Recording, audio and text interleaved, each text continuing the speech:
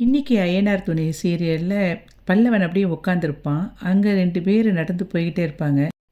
போனவங்க அப்படியே நின்றுட்டு, தம்பி நீ யார், எதுக்கு இங்கே நிற்கிற அப்படின்னு சொல்லிட்டு ஹிந்தியில் கேட்பாங்க. ஃபஸ்ட்டு பல்லவன் அப்படியே என்னது அப்படின்னு சொல்லிட்டு அப்படி கேட்டுட்டு முழிப்பான். ஏன் உனக்கு ஹிந்தி தெரியாதா அப்படின்னு அவர் கேட்பாரு. ஆமாம், உங்களுக்கு தமிழ் தெரியாதா அப்படின்னு இவன் கேட்பான். அதுக்கப்புறம் அவங்க கேட்பாங்க, நீ இப்போ எதுக்காக இங்கே நின்றுக்கிட்டு இருக்கிற, ரொம்ப நேரமாக இங்கே நிற்கிறியே அப்படின்னு சொல்லிட்டு ஹிந்தியில் கேட்டுகிட்டே இருப்பாங்க. இப்போ உங்களுக்கு என்ன பிரச்சனை, எல்லாரும் நடந்து போகிற இடத்துல நான் நின்றுக்கிட்டு இருக்கேன், இதுக்கு எதுக்கு நீங்கள் தேவையில்லாமல் கேள்வி கேட்டுட்ருக்கீங்க, நான் இந்த இடத்துல தான் நிற்பேன், உங்களால் ஆனதை பார்த்துக்கோங்க அப்படின்னு சொன்ன உடனே அவங்க 2 பேரும் யார் இவன் அப்படின்னு சொல்லிட்டு கிளம்பி போயிடுவாங்க. சும்மா கேள்வி கேட்டுக்கிட்டே இருக்காங்க, ஒரு இடத்துல உட்காரக்கூட முடியாதா அப்படின்னு சொல்லிட்டு போய் அந்த இடத்துல உட்காந்துருவான். சந்தா சேரனோட தோளில் சாஞ்சிக்கிட்டு அழுதுகிட்டே இருக்கிறத பார்த்துட்டு சேரன் சொல்லுவான், நீ எதுக்காக இப்படியே எங்கே இருக்கணும் அழுதுகிட்டே, நீ பெசாட்டில் நீ என் கூடயே வந்துரு, அங்கே போய் நம்ம அடுத்தது என்ன பண்ணலான்னு பார்க்கலாம் அப்படின்னு சொல்லுவான். இல்லை இல்லை அது சரிப்படாது, அப்படி நான் காணாமல் போயிட்டேன்னா உடனே உங்கள் வீட்டுக்கு தான் வந்து தேடி வந்து உங்களுக்கு பிரச்சனை கொடுப்பாங்க, அவங்க ரொம்ப மோசமானவங்க, அவங்க என்ன பண்ணுவாங்கன்னு எனக்கு தெரியல, அதனால் என்னால் உங்களுக்கு எந்த பிரச்சனையும் வேண்டாம் அப்படின்னு சந்தா சொல்லுவாள். அவங்க என்னென்னமோ பேசுகிறாங்க, எனக்கு என்ன பண்ணுறதுன்னு ஒரு தைரியமாக கூட முடிவு எடுக்க முடியலைன்னு சொல்லிட்டு கவலைப்படுவா. நீ வந்து ரொம்ப கவலைப்படாத, நான் பார்த்துக்கிறேன், உனக்கு வந்து அவங்க கல்யாணம்லாம் முடிச்சு வைக்க முடியாது, அந்த அளவுக்கு நான் விட்டுட மாட்டேன், அவங்க வேணால் பேச வேணால் செய்ய முடியும், ஆனால் அதுக்காக கல்யாணம் கட்டி கொடுக்க முடியாது, நீ எனக்கு வந்து அப்பப்போ உங்கள் வீட்டில் என்ன நடக்குங்கிற தகவலை மட்டும் சொல்லு, நான் பார்த்துக்கிறேன். சந்தா உனக்கு வந்து டைமே இல்லை, ரொம்ப நேரம்லாம் இருக்க முடியாதுன்னு சொன்னியே அப்படின்னு சேருன்னு சொல்லுவான். ஐயோ ஆமாம், நேரம் ஆகிட்டு, கண்டிப்பாக எனக்கு ஏதாவது பிரச்சனை வந்துடும், நான் இப்போ கிளம்புறேன், கொஞ்ச நேரம் கழித்து உங்ககிட்ட நான் பேசுகிறேன், நீங்கள் பத்திரமா வீட்டுக்கு போங்க என்ன அப்படி சொல்லிட்டு எந்திரிச்சு கிளம்பி போவான். அங்கே போகும்போது அவங்க அப்பா அங்கே நின்றுட்டு இருப்பார். பின்னாடி அவன் கொஞ்ச நேரம் கழித்து சேரன் வருவான், அவங்க அப்பாவை பார்த்துருவான். பார்த்த உடனே பல்லவன் அங்கேருந்து வருவான். பல்லவன் சொல்லி நினைப்பான், இவர் எப்படி யாருன்னே தெரியலை, என்னையை தாண்டி எப்படி போனாருன்னு சொல்லிட்டு அங்கேருந்து வருவான். உடனே சேரன் சொல்லுவான், பல்லவா இங்கே வாடா அப்படின்னு சொல்லி கூப்பிட்டுட்டு, சார் இது என் தம்பி தான் அப்படின்னு சொல்லிட்டு, வணக்கம் சார், நான் வந்து சந்தாவை பார்க்க தான் வந்தேன், சந்தா மேலே எந்த தப்பும் கிடையாது, அவள் சொல்லி நான் வரலை, நானாக தான் வந்தேன் அப்படின்னு சொல்லுவான். சார் நான் இவ்வளோ தூரம் வந்து சந்தாவை பார்க்க வந்தது தப்பு தான், ஆனாலும் நீங்கள் எனக்கு 6 மாதம் டைம் கொடுத்துருக்கீங்களே, அதை நீங்கள் மீற மாட்டீங்கன்னு நினைக்கிறேன் அப்படின்னு சேருன்னு சொல்லுவான். என்னது 6 மாதம் டைம் கொடுத்துருக்கேனா, அது அந்த சமயத்தில் உங்களை விரட்டுறதுக்காக நான் அப்படி சொன்னேன், உங்களுக்கும் சந்தாவுக்கும் செட்டே ஆகாது, எங்கள் கலாச்சாரம் வேறு உங்கள் கலாச்சாரம் வேறு, இதில் வந்து கல்யாணத்தெல்லாம் பண்ணிவிட்டு வாழ்க்கைக்கு அது சரியாக வராது, லவ்வுக்கு வேணால் அது செட் ஆகும், வாழ்க்கைக்கு அது செட்டே ஆகாது, அவளாலலாம் உங்கள் வீட்டில் வந்து வாழவே முடியாது, அவன் மாமனுக்கு மட்டும் எது தெரிஞ்சால் இப்போ நடக்கிறதே வேறு அப்படின்னு அவர் சொல்லுவார். சந்தாவை கல்யாணம் பண்ணிக்கிற எண்ணம் இருந்தால் இந்த ராமேஸ்வர கடல்லே அதை கரைச்சிரு, அது ஒரு நாள் நடக்காது, இது மட்டும் இப்போ அவன் மாமனுக்கு தெரிஞ்சிச்சு உன்னை கொன்னே போட்டுருவான், சாமி கும்பிட்ற இடத்துல சண்டை வேண்டாமின்னு பார்க்குறேன், அதனால் ஒழுங்கு மரியாதையாக போய் போய் சேரு அப்படின்னு சொல்லி அவங்க அப்பா சொல்லிகிட்ருப்பாரு. தயவு செய்து உன் வாழ்க்கையை பாரு, நான் நிதானமாக சொல்லும்போது கேட்குறது தான் உனக்கு நல்லது, இனிமேல் சந்தாவோட வாழ்க்கையை வந்து தொல்லை பண்ணாத அப்படின்னு சொல்லிட்டு இருக்கும்போது சந்தா குறுக்க புகுந்து அப்பா அப்படின்னு சொல்லி கூப்பிடுவா. நீ சும்மா இரு, உன்னைய வந்து உங்கள் அம்மா ஊர்லேயே விட்டுட்டு வரதான் சொன்னான், ஆனால் நான் தான் ராமேஸ்வரத்துக்கு உன்னைய கூட்டிகிட்டு வந்தேன், நீ ரகசியமாக அவங்ககிட்ட சொல்லி நீ வர சொல்லியிருக்கிறியா, இவனை பார்க்குறதுக்காகத்தான் ராமேஸ்வரம் வந்தியா அப்படின்னு அவங்க அப்பா கேட்பாரு. நம்ம சொந்தக்காரங்களுக்கு தெரியறதுக்கு முன்னாடி வீட்டுக்கு போய் சேரு, தேவையில்லாமல் ஏதாவது பிரச்சனை பண்ணிக்கிட்டு இருக்காத அப்படின்னு சொல்லுவார். அப்பா நான் சொல்கிறத கொஞ்சம் கேளுங்கப்பா அப்படின்னு சொல்லிட்டு இருக்கும்போதே தரன்னு இழுத்துட்டு போயிடுவார், நீ ஒன்றும் சொல்ல வேண்டாமா அப்படின்னு. அப்போ பல்லவன் சொல்லுவான், என்னென்ன 6 மாதம் டைம்லாம் இல்லை அப்படின்னு சொல்கிறாரு, நம்ம அதை நம்பி தானே இங்கே வந்தோம், இப்போ என்ன பண்ணுறது அப்படின்னு சொல்லி கேட்பான். அவர் அந்த இடத்த விட்டு நம்ம எப்படியாவது கிளம்பணுங்கிறதுக்காக போய் சொல்லியிருக்காரு, என்ன பண்ணுறதுன்னு எனக்கும் தெரியலை அப்படின்னு சொல்லிட்டு இருக்கும்போதே பல்லவன் சொல்லுவான், அண்ணே சந்தா அண்ணியை நம்ம கூட கூட்டிகிட்டு போயிடுவோம் அப்படிம்பான். அதெல்லாம் சரி வராதா அப்படின்னு சொல்லும்போது, ஏன்னா இது செம சான்ஸுன்னு, நம்ம இப்போவுமே கூட்டிகிட்டு போக முடியலைன்னா அதுக்கப்புறம் கூட்டிகிட்டே போக முடியாது, பாண்டி அண்ணனும் சோழ அண்ணனும் இருந்தாங்கன்னா இப்போ பொண்ணையே தூக்கிட்டு போயிருப்பாங்க தெரியுமா அப்படின்னு சொல்லுவான். உடனே சேரன் சொல்லுவாங்க, பாரு இதுக்கு தான் அவங்க 2 பேரையும் கூட்டிகிட்டு வரல, நீ வந்ததுக்கே இந்த மாதிரி பேசிகிட்டு இருக்க, அப்போ அவங்க வந்தால் என்ன பண்ணுவாங்க அப்படின்னு சொல்லி அவன் ஃபீல் பண்ணிகிட்டு இருப்பான் சேரன். இதுக்காகத்தாண்டா அவங்க 2 பேரையும் நான் கூட்டிகிட்டு வரல, நீ இப்படி யோசிச்சத நான் யோசிச்சிருக்க மாட்டேன்னு நீ நினைக்கிறியா? நம்மளால யாருக்கும் எந்த பிரச்சனையும் வந்துறக்கூடாது. கொஞ்சம் யோசிச்சு தான்டா முடிவு எடுக்கணும் அப்படின்னு சேரன் சொல்லுவான்.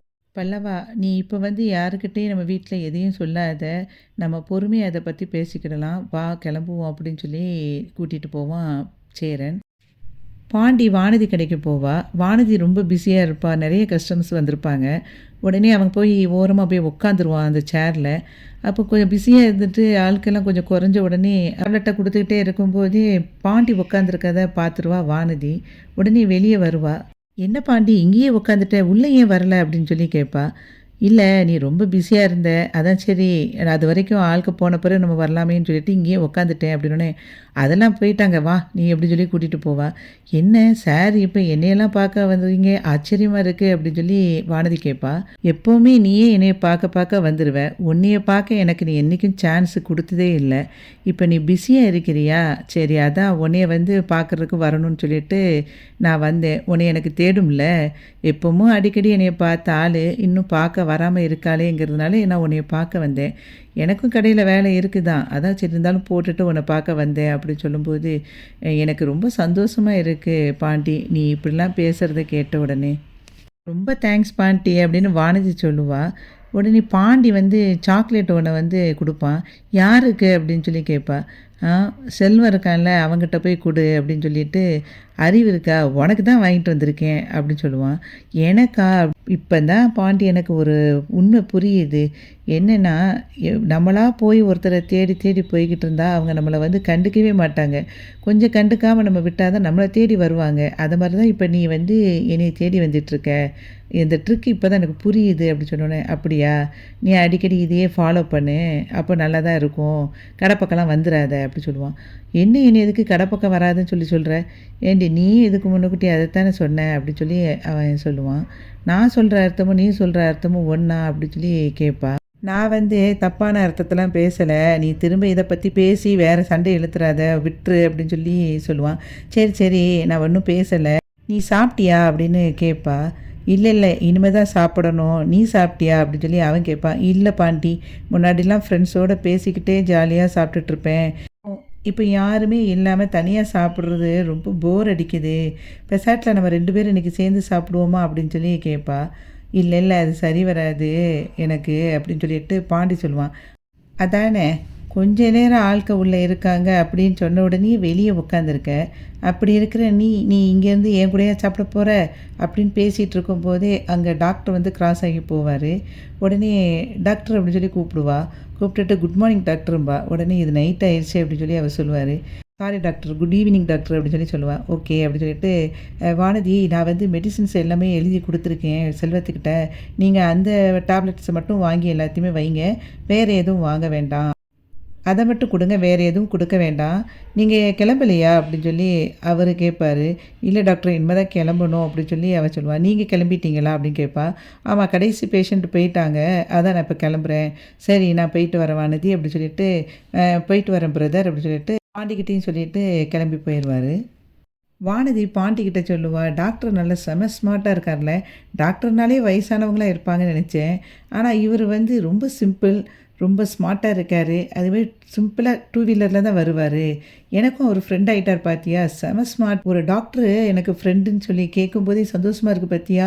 அப்படின்னு சொன்னோனே, "என்ன ஃப்ரெண்ட் ஆயிட்டாரா?" "ஆமா. நானும் அவரும் ஃப்ரெண்ட் ஆயிட்டோம்லே. உனக்கு தெரியாதா?" அப்படின்னு சொல்லி கேட்பா. "சரி, சரி. நீ ஃப்ரெண்டுன்னு வேணா சொல்லிக்கோ. ஆனா ஸ்மார்ட்டுன்னு சொல்லிக்கிட்டு இருக்காத" அப்படிம்பா. "ஏன்? அவரு ஸ்மார்ட்டா தானே இருக்காரு." "அப்படிலாம் இல்ல. நீ சொல்ற அளவுக்கு பெரிய ஸ்மார்ட்லாம் கிடையாது" அப்படின்னோனே, "உனக்கு பொறாம" அப்படின்னு அவ சொல்லுவா. "எனக்கு எதுக்கு பொறாம? நீ ஸ்மார்ட்டு ஸ்மார்ட்டுன்னு ஓயாம அழுத்தி சொல்லிக்கிட்டே இருக்க. அந்த அளவுக்கு சீன் இல்ல. அதத்தான் நான் சொன்னேன்" அப்படின்னு சொல்லிட்டு, "கொசுக்கடி கொஞ்ச நேரம் வெளிய நிக்கிறதுக்கே இவ்வளோ அதிகமா இருக்கு. உள்ள போவோம் வா" அப்படின்னு சொல்லிட்டு பாண்டி கூப்பிடுவான். வானதி வந்து மனசுக்குள்ள நினைப்பா, "இவனுக்கு பொறாம. அதனால தான் இப்படிலாம் பேசிக்கிட்டு இருக்கான்" அப்படின்னு சொல்லி மனசுக்குள்ள நினைச்சிட்டு இருக்கும்போதே, பாண்டி, "ஏய் வரலையா நீ உள்ள? வா" அப்படின்னு சொல்லி கூப்பிடுவான். உடனே பின்னாடி போயிருவா. கிச்சன்ல நிலா வேலை பார்த்துட்டு இருப்பா. அங்க இருந்து சோழன் நிலான்னு கூப்பிட்ட உடனே இவ டக்குன்னு திரும்பும்போது, அவ கை வந்து சட்டியில சூடான சட்டியில பட்டுரும். கை சூடான அந்த சட்டியில் பட்ட உடனே கை பயங்கரமாக பொத்துரும். உடனே அவள் ஐயோன்னு சொல்லிட்டு உதறிட்டுருப்பா. அங்கேருந்து வேகமாக ஓடி வந்துட்டு என்னாச்சு என்னாச்சுன்னு சொல்லிட்டு அவன் கையை வந்து தண்ணியில் காட்டுவான். கையை தண்ணியில் நல்லா காட்டிட்டு பார்த்து பண்ண வேண்டியதானே நிலா அப்படின்னு சோழன் சொல்லுவான். நீங்கள் கூப்பிட்ட உடனே திடீர்னு திரும்பிட்டேன், அதில் கொஞ்சம் பட்டுருச்சு அவ்வளோதான் அப்படின்னு சொல்லுவா நிலா. இந்த பூ மாதிரி இருக்கிற கையில் சுட்ட உடனே என் மனசே தாங்க மாட்டேங்குது அப்படின்னு சோழன் சொல்லுவான். இதை வர்ணிக்கத்தான் அங்கேருந்து வந்தீங்களா அப்படின்னு நிலா கேட்பா. சோழன் சொல்லுவான், இது என்னடா கூத்தா இருக்குது, கல்யாணத்துக்கு முன்னுக்குட்டியும் உன்னை வர்ணிக்கும் போது என்னைய வந்து திட்டுனேன், இப்போ கல்யாணம் முடிஞ்ச பிறகு வர்ணிக்கிறேன், அப்பவும் வந்து ஏற்றுக்க மாட்டேங்க, அப்போ நான் என்ன தான் பண்ணுறது, என்னோட காதலை உங்ககிட்ட நான் எப்படி தான் எக்ஸ்ப்ரெஸ் பண்ணுறது அப்படின்னு சோழன் கேட்பான். நிலா சொல்லுவா, ஏன் சமையல் பண்ணி கூட நீங்கள் வந்து எனக்கு எக்ஸ்ப்ரெஸ் பண்ணலாமே அப்படின்னு சொல்லும்போது, அதுதான் நான் டெய்லி உனக்கு இப்போ ஹெல்ப் பண்ணுறேனே, பிறகு என்னத்துக்கு நீ அதை பற்றியே சொல்லிக்கிட்டு இருக்க, உன்னோட கையே அவ்வளோ சாஃப்டாக இருக்குது, பஞ்சு மொத்த கூட உன் கைக்கிட்ட தோற்றுரும் போல அப்படின்னு சொன்ன உடனே நிலா சிரிக்க ஆரம்பிச்சிருவா. சோழன், எனக்கு சிரிப்பு தான் வருது அப்படின்னு சொன்ன உடனே, ஏன் நான் சொன்ன கவிதை ரொம்ப சுமாராக இருக்கும், சரி நான் வேறு ஒன்று சொல்கிறேன் அப்படின்னு சொன்ன உடனே, அதெல்லாம் வேண்டாம் அப்படின்னு சொல்லி நிலா சொல்லுவாள். இல்லை நான் கண்டிப்பாக சொல்லுவேன் இரு அப்படின்னு சொல்லிட்டு அவள் அப்படியே முகத்தை அப்படி பிடிச்சிக்கிட்டு, உன் கண் இருக்கே கண் அப்படின்னு சொல்லிட்டு இருக்கும்போது எங்கள் பாண்டி அங்கேருந்து வருவான் தண்ணி குடிக்க. இவங்களை பார்த்த உடனே கிளாஸை கீழே போட்டுருவான். உடனே போட்டுட்டு, சாரி நான் தண்ணி குடிக்க வந்தேன், நான் அப்புறம் குடிச்சிக்கிறேன் அப்படின்னு சொல்லிட்டு வெளியே கிளம்பி போயிடுவான். சோழன் சொல்லுவான், இவன் எதுக்கு இங்கே வந்தான் தேவையில்லாமல் அப்படின்னு சொல்லிட்டு இருக்கும்போதே, நீங்கள் கொஞ்சம் நேரம் சும்மா இருங்க அப்படின்ட்டு நிலா போய் பாண்டி கொஞ்சம் வாங்க அப்படின்னு கூப்பிடுவான். இல்லைங்க நான் அப்புறம் வந்து குடிச்சிக்கிறேன் அப்படின்னே, இல்லை இல்லை நீங்கள் வாங்க அப்படின்னோடனே அவன் அங்கேருந்து வருவான். நீங்கள் தண்ணி குடிங்க அப்படின்னு சொல்லிட்டு இருக்கும்போதே சோழன் சொல்லுவான், நீ ஏன்டா இப்போ வந்த, இப்போ உனக்கு தண்ணி அவசரமாடா அப்படின்னு சொன்னேன். இல்லைடா பிஸ்கட் சாப்பிட்டேன்டா, அந்த பிஸ்கட்டு வந்து எனக்கு தொண்டையில் விற்கிற மாதிரி இருந்துச்சு, அதான் தண்ணி குடிக்க வந்தேன் அப்படின்னு, எடுத்துகிட்டு போடா சீக்கிரம் அப்படின்னு சோழன் சொல்லுவான். அப்போ நிலா வந்து அவனை திட்டுவா சோழனை, நீங்கள் சும்மா இருக்க மாட்டீங்களா அப்படின்னு. பாண்டி தண்ணி எடுத்துகிட்டு அப்படியே வெளியே போயிடுவான். சோழன் பழையபடி வந்து இவகிட்ட நான் கவிதை சொல்லணும் அப்படிமா. நீ ஒன்றும் சொல்ல வேண்டாம், நைட்டு பார்த்துக்கிடலாம், நீங்கள் கிளம்புங்க முதல்ல அப்படின்னு சொல்லிட்டு அவனை பிடிச்சி தள்ளி விட்டுருவா. பாண்டி பக்கத்தில் சோழன் கோவம் அப்படி உட்காருவான். பாண்டி உடனே சொல்லுவான், சாரிடா அப்படின்னு. ஆமாம் ஆமாம் இப்போ வந்து கேளு அப்படின்னு சொல்லிட்டு, சரி அண்ணன் எப்போ வருதுன்னு சொன்னாங்க, உன்கிட்ட பேசினானா அப்படின்னு சொல்லி கேட்பான்.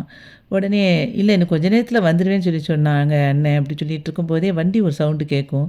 அண்ணன் வந்துட்டான் போல் அப்படின்னு சொல்லிட்டு 2 பேரும் எந்திரிச்சு பார்க்கும்போது அங்கேருந்து நிலாவோட அப்பா வருவார். சோழன் நிலாவை கூப்பிடுவான். நிலா அங்கேருந்து வருவா. யார் வந்திருக்கான்னு பாரு அப்படிங்கும்போது அவங்க அப்பா அங்கேருந்து வரதை பார்ப்பா. உடனே பக்கத்தில் போய் அப்பா வாங்க அப்படின்னு சொல்லி உள்ளே கூட்டிகிட்டு போய் சேரெல்லாம் போட்டு உட்கார வைப்பா. அப்போது அவங்க அப்பா வந்து பாண்டியும் சோழனையும் பார்த்துட்டு, நல்லா இருக்கீங்களா அப்படின்னு சொல்லி கேட்பாரு. நல்லா இருக்கும் மாமா, நீங்கள் நல்லா இருக்கீங்களா அப்படின்னு சோழன் கேட்பான். நல்லா இருக்கோம் மாப்பிள்ளை அப்படின்னு சொல்லி பேசிகிட்டு இருக்கும்போதே நிலா கேட்பா, என்னப்பா காலையிலேயே வந்திருக்கீங்க அப்படின்னு. ஏம்மா உங்கள் வீட்டுக்கு நான் காலையில் வரக்கூடாதா? இல்லைப்பா நீங்கள் எப்போனாலும் வரலாம் அப்படின்னு சொல்லிட்டு நிலா சொல்லிட்டு இருக்கும்போதே அவங்க அப்பா சொல்லுவார், நம்ம கடையில் வேலை பார்க்குற கேஷியருக்கு வந்து இங்கே வடபழனி கோயிலில் தான் கல்யாணமா, கண்டிப்பாக வந்தே ஆகணும்னு சொல்லிட்டாருமா, அதான் வந்தேன். சென்னை வரைக்கும் வந்துட்டு உன்னை வந்து ஒரு எட்டு பார்த்துட்டு போகாமல் இருக்க முடியாதுல்லம்மா, அதுக்காக தான் வந்தேன் அப்படின்னு சொல்லிட்டு பேசிகிட்டு இருக்கும்போதே நிலா சொல்லுவா, இருங்கப்பா நான் காஃபி போட்டு எடுத்துகிட்டு வரேன்ட்டு உள்ளே போயிடுவா. சோழன் பக்கத்தில் பாண்டி வந்துட்டு சொல்லுவான், எடா ஏதாவது ஸ்நாக்ஸ் வாங்கிட்டு வரட்டுமா அப்படின்னோடனே, ஆமாடா நீ போய் சமோசா வாங்கிட்டு வா அப்படின்னோடனே பாண்டி போயிடுவான். நிலாவோட அப்பா சோழன்கிட்ட உட்காருங்க மாப்பிள்ள அப்படின்னு சொல்லிட்டு, சரி வேலைலாம் எப்படி போகுது அப்படின்னு பேசிகிட்டு இருக்கும்போதே நடேசன் அங்கேருந்து உள்ளே வருவார். வாங்க வாங்க சம்மந்தி எப்போ வந்தீங்கன்னா, நான் இப்போ தான் வந்தேன் அப்படின்னு சொல்லி அவங்க அப்பா சொல்லுவார். சரி உட்காருங்க அப்படின்னு சொல்லிட்டு 2 பேரும் உட்காந்து பேச ஆரம்பிச்சிருவாங்க. சென்னைக்கு கல்யாணத்துக்காக வந்தேன், அதுக்கப்புறம் அப்படியே என் மகளை பார்த்துட்டு போகலான்னு வந்தேன் அப்படின்னு அவங்க அப்பா சொல்லுவார். நடேசன் சொல்லுவார், அடிக்கடி வந்துட்டு போங்க, அப்போ தான் நிலா ரொம்ப சந்தோஷப்படுவா அப்படி சொன்ன உடனே அவர் சிரிச்சிட்டு இருப்பார். அங்கேருந்து அவள் டீ வந்து கொடுப்பா அவங்க அப்பாவுக்கு. உடனே நடேசன் சொல்லுவார், ஏம்மா வெறும் டீயை கொடுக்குற, அவருக்கு ஏதாவது ஸ்நாக்ஸ் கொடுக்கலையா, நான் வேணா போய் வாங்கிட்டு வரட்டுமா அப்படி சொல்லும்போது, அதெல்லாம் ஒன்றும் வேண்டாம் அப்படின்னு சொல்லிட்டு நடேசனை பார்க்காமையே சொல்லுவாள். அப்போது அவங்க அப்பா வந்து அப்படியே நடேசனையும் பார்ப்பாரு, நிலாவையும் பார்ப்பாரு. சோழனும் அப்படியே ஒரு மாதிரி இருப்பான். அந்த மாதிரி இன்றைக்கி வந்து ஐயனார் துணை சீரியல் முடிஞ்சது. வீடியோவுக்கு ஒரு லைக் கொடுத்து சேனலை சப்ஸ்கிரைப் பண்ணுங்கள். நன்றி.